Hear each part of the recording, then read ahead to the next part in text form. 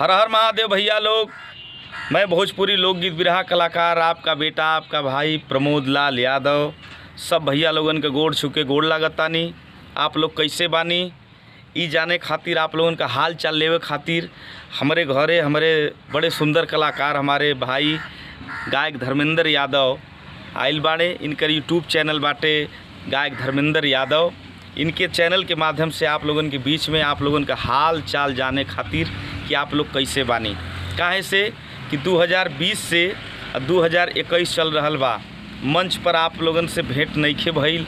ऐसे आप लोगन का दीदार करे खातिर, आप लोगन का आशीर्वाद लेवे खातिर ये कोरोना काल में महामारी में आप लोग कैसे बानी, जहाँ भी रहीं बच के रहीं, मास्क ज़रूर लगाई और अपने बच्चन के परिवार के सबके संभाल के रखी। यह हाथ जोड़ के प्रमोद लाल का विनती बा। और एक गाना आयल रहल लॉकडाउन में 2020 में, सबकर खुनवा एक ही रहे हुए धर्मवा अलगा अलगा बा। तो रउआ लोग सुनी, काहे से कि भेंट भइला बड़ा दिन हो गल, दिल बड़ा कचोटा था। मंच पर भेंट होला था आप लोगन से डायरेक्ट एनर्जी मिलेला।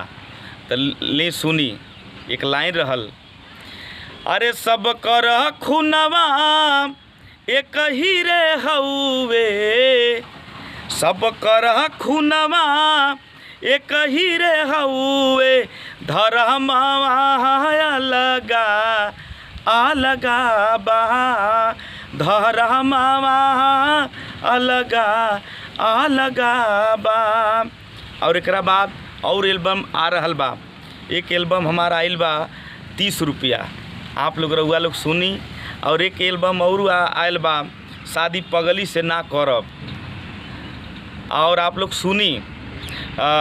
ओकरा के प्यार दी दुलार दी और बढ़िया बढ़िया निर्गुण भी आप लोगों के बीच में आई। आप लोग सुनी भैया लोग। हाँ भैया लोग, बहुत बहुत धन्यवाद आप लोगन का।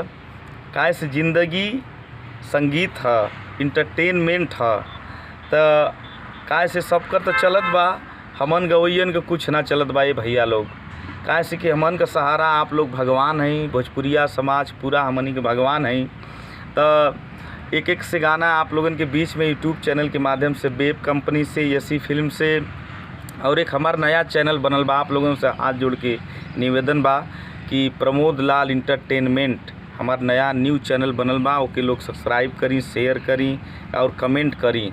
और हमार गाना ओ पे चढ़ल बा, उ तो तोहरा से ज़्यादा हमके माने ली हो। एक लाइन सुना दी आप लोगन की, अरे उ तो हमरा के जान अपन जाने ले हो। ई मर्द मेहरारू का झगड़ा बा। मेहरारू कहतिया कि तू हमरा के ना मानेला, तो आदमी कहता कि तू शक करतारी तो सुन।